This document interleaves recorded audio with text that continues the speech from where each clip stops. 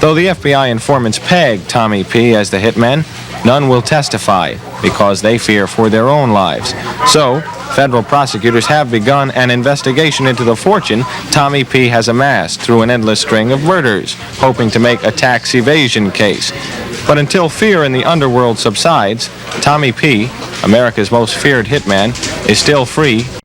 This is Tommy Karate Pitera, one of the Mafia's, well, serial killers they had on deck in the 70s and 80s. They had a few. They always did.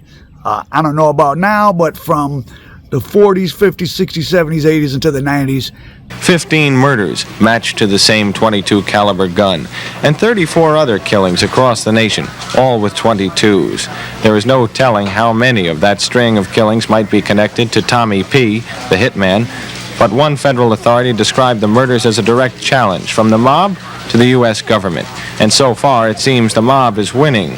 Serial killers floating around. You had Roy DeMeo, but this guy, Tommy Karate, he's been doing 5 life terms for murder since about 1990. But his story touches a lot of people, so he may first make his appearance back in the late 70s. So is this Tommy Pitera? They call him 48 years old. He wasn't 48 then, but running, keeping himself in shape. Well, Tommy Karate Pitera got his name because when he was growing up, he was born in 1954, he saw the Green Hornet, like many people did with Bruce Lee back in the 60s, and got interested in karate. He ended up going and living in Japan when he was a young man for like 3 years. He lived at a dojo. He worked at a chopsticks factory. He came back a changed man, and he became a professional hitman. I mean, he was like a mafia ninja, really. Like, you know that movie Ghost Dog? But he was a made man. For the past 2 years, federal authorities have been looking for the man behind dozens of murders of government witnesses and mob figures. In every single case, the killer has used a .22 caliber pistol. Now, says the FBI, all of the killings can be connected to a small group of hitmen, but the bulk of those rub-outs can be tied to one man. John Miller has this exclusive report. His name is Tommy. Tommy P., we'll call him. He is 48 years old. We cannot reveal his last name because, at this point, he has never been charged with a crime. Like I said, I think he was one of those .22 caliber killers in the 70s because the police observed one of them. He was working out 4 hours a day. I don't know what other mafia hitman fits that description. I think they just got some of the intelligence about him wrong. So he skated through that .22 caliber killer thing, which was national news. There were people in the U.S. Marshals custody, early witness protection people that got killed. The U.S. Marshals. In recent months, 20 people who may have been FBI informers have been murdered. Nearly all of them shot with .22 caliber pistols equipped with silencers, suggesting it was the work of gangsters. The FBI is quite upset about this. Some U.S. Marshals sold information about where witnesses were at. There was never any convictions of that, though. This was at the peak of the Mafia's power. They were truly a shadow government, really frightening people, part of their thing. Tommy Karate was one of them. So fast forward into the 80s. Of course, drugs become huge. Tommy Karate his thing is robbing and killing drug dealers. We want to get 16 kilos, bang. So they're killing Italians, they're killing Jews, they're killing Colombians, and they're robbing them. And they're off with the head. He had one graveyard with 6 corpses with no head that he was dumping people at. He was a terror on the streets. He was a made man from the Bonannos. He worked out several hours a day. Here he is, a picture of him doing the splits in prison right now. So he's 1954. He's a little younger than my father. So what does that make him? 71? So this picture's only a couple years old. So he's able to do full splits in prison. On prison channels, there's people who talk about being with him and that he works out for hours a day now. He's been in prison since 1990. So this is a really intense person, a true professional killer. Apparently his time in Japan, he absorbed the Bushido way, I guess, of killing for his masters, the mafia bosses. He didn't obviously rat take a deal. You know, he's been at 5. He had death penalty cases, but somehow he didn't get the death penalty. So he robbed and killed a lot of people, but he was a made man, so you couldn't really do anything about it. But here is a clip from the 70s. We're so mad about how many times he's done that. We're so mad that fed up that I would attack him if he missed. I would attack. So that young guy talking there about the Son of Sam. The Son of Sam, if you haven't heard, in 1977, a guy named David Berkowitz was randomly shooting young white kids, randomly, people in Lover's Lane, boyfriend and girlfriend parked, making out, boom, boom, boom. City was in uproar. So anyways, that interview you just saw of that kid saying, what if I caught the Son of Sam, what I would do to him, this from 1977, that's a guy named Billy Bright. Well, Billy Bright lived in the same neighborhood as Tommy Pitera, Gravesend, Brooklyn. So he ends up getting mixed up with Tommy Karate, oddly enough. And when I say mixed up, Tommy Karate turns him out into robbing and killing. Police are calling it a conspiracy of drugs and possibly death. More than 24 members of an alleged mafia crime ring are under arrest tonight. They are charged with dealing in heroin, cocaine, and murder. Some of the killings were to silence informers. At least one may have been simply a favor for a friend. Channel 2's John Slattery is live for us with more now at federal court in Brooklyn. John? Carol, the Bonanno is the smallest of the 5 New York City crime families, but today it has certainly made big news. This afternoon here at federal court in Brooklyn, 31 men and 2 women are awaiting arraignment, all said to be members of the Bonanno family. The U.S. Attorney, the FBI, and the DEA today displayed a variety of sophisticated arms along with books on killing and dismemberment. Authorities say they've smashed a drug and murder ring within the Bonanno crime family, responsible for at least 7 deaths over the last 2.5 years. And that this organization depended more on ripping off other drug dealers and on occasion murdering them, and on occasion murdering their own Confederates. The big fish caught today was Tommy Karate Pitera, a reputed soldier in the Bonanno family called Karate for his alleged penchant for chopping up his victims. Tommy Karate gets life and other people get life. Billy Bright is able to, he cuts a deal. He doesn't tell, but he just pleads guilty, maybe not to murder, just to the drug stuff. And he gets, I'm not sure what his sentence length was, but it was probably not that bad, maybe 15 years. He was not at a U.S. penitentiary. He was at a medium, but he got a ticket. Well, this is according to this little details from John A. Light, which I don't know why it wouldn't be true.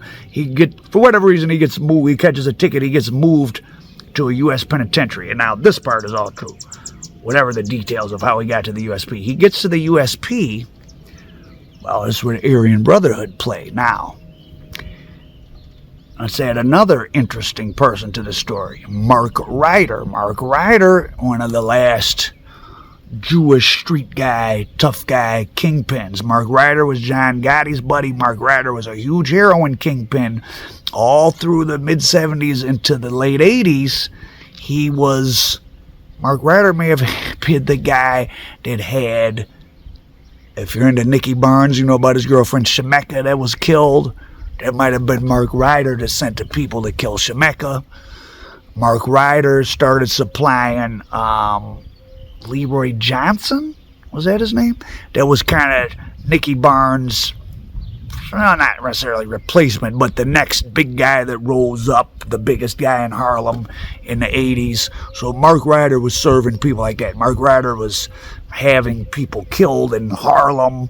You know, he was having black drug dealers whacked out if they talked or didn't pay. He was, whoever was in danger. Like I say, he was down with John Gotti when Gotti was at his peak. Mark Ryder might have been part of the H case that Gotti's brother, who just finished doing 30 years, got out for. They all had H cases, and it's really why John Gotti had to knock off Castellano, because Gotti and them were supposed to get knocked off for dealing all that H, but yet again, another side story. So Mark Ryder is this huge kingpin. He has a son, Greg Ryder. Mark Ryder gets life in the late 80s or 1990s, something like that. Well, it must have been, 87, 88, because he's doing life. Tommy Pitera and Billy Bright are on the street robbing people. They cross paths with Greg Ryder, his son. Now, Mark Ryder, huge earner, down with John Gotti, but at this point, Gotti's about to go away. And at the end of the day, this is how foul the mafia is. I mean, Ryder wasn't a made guy. Tommy Pitera was. So Tommy Pitera and Billy Bright end up killing Greg Ryder, Mark Ryder's son, in some type of drug deal, money dispute on the street. So Mark Ryder, of course, wants revenge, and he still has plenty of money in prison. I mean, this guy was the H supplier to the streets of Harlem for some years. Like, he was the conduit. He was a big deal. So Billy Bright gets moved to this USP where some Aryan Brotherhoods are at. Mark Ryder finds out he's there. Now, Mark Ryder can't get Tommy Pitera, Tommy Karate killed. I mean, maybe Tommy Karate might have been hard to kill anyways because of his skills. I don't know, but it wasn't going to be greenlit. And so the Aryan Brotherhood and the Mafia definitely hits started being done in the 70s. There were French Connection people killed in Atlanta USP. My friend Courtney Brown's father, Courtney Brown Sr., was there serving his own heroin. When he got to Atlanta USP, they killed Orsini. They killed another guy, stuffed a canary in his mouth. This was the AB doing this in the 70s. So, early 90s, Billy Bright's at the USP with these Aryan Brotherhoods. Mark Ryder pays them supposedly $5,000 and 5 grams of heroin or something. They kill Billy Bright. Now, there's a YouTuber, Robert Rosso, Convict Inc. He was a member of the Dirty White Boys. He was locked up in federal prisons at just different times. Like, he knew Ken Pitera, the wrestler, Tommy Pitera. He said they just got a hold of the autopsy report. Billy Bright had naval officers, a.k.a.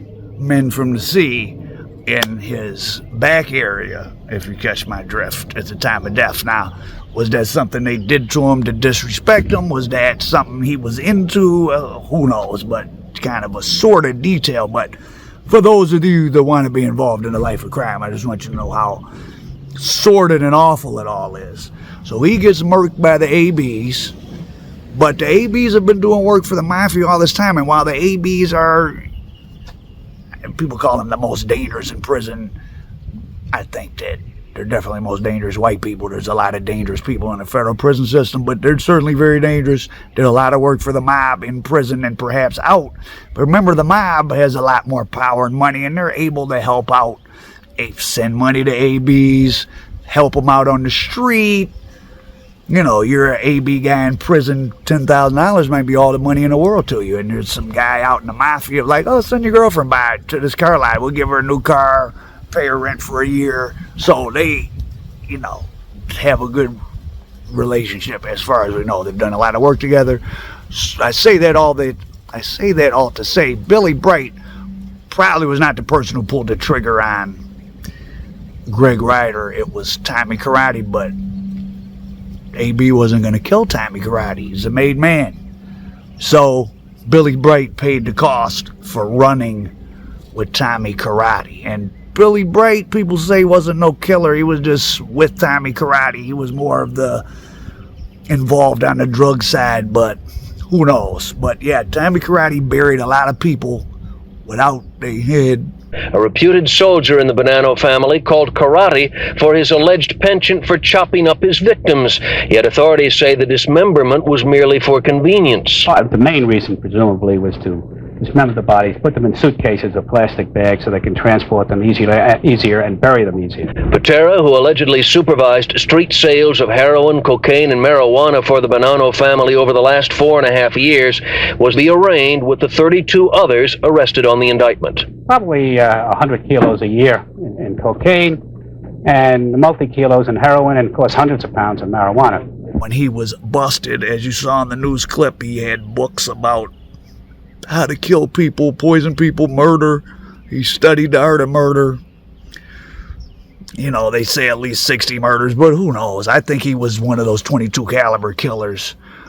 Those type of guys that operated for that long, like if he operated from 74 to 90 or something, 15 years, 6, 7, 8 people a year, you're at 100 people. So, Tommy Karate, one of the most dangerous people the Mafia ever had, and their power came out of, they really were killing a lot of people, and they were killing whoever, and they'd get you wherever. But Billy Bright paid the cost for running with the Tommy Karate. Tommy Karate's still alive, doing his time. He can still do the splits and does his karate on the yard. He's at the infamous Big Sandy, the last I saw. And a frightening, and you know, someone there to think of like Tony Spilatro in Casino, except much more in control of himself. Lived in Japan for 3 years as a young man, highly trained in martial arts, practices martial arts and works out several hours a day now. And his own wife died of an OD in the 80s, and then he killed his partner's girlfriend, who he felt had not purposely overdosed his girlfriend, but just had turned his girlfriend into a cokehead and led her to the OD. So, killed women, took out a lot of people. He's still alive. Someone did a biography on him that may or may not be very good, called The Butcher. I'm not sure. But yeah, a brutal and fascinating blast from the past of when the Mafia had some real cold killers running around. Today, the Justice Department confirmed reports that it is investigating allegations that some of the witnesses may have been killed because members of the Marshal Service, the proud officers who once policed the West, were paid by gangsters to disclose the witnesses' new names and locations. In a year-long investigation, the FBI has found evidence that some deputy marshals did sell information about hidden witnesses to underworld figures. So, there you go. A.B. killed a guy in prison because of what happened on the street. Mark Ryder was a huge guy himself. Mark Ryder's parole they were trying to get him a compassionate release because he's been in 35 years, 33 years. He's 80 years old. DEA agent came and testified and said, no, that's one guy I'm still afraid of. I'm afraid if he gets out, he might try to kill me. So they denied his compassionate release or his First Step Act or whatever. So Mark Ryder will probably die in prison. Tommy Karate ain't getting out. Billy Bright obviously will not be getting out. And that's the tale, or at least the vastly abbreviated version of it, of Tommy Karate Pitera.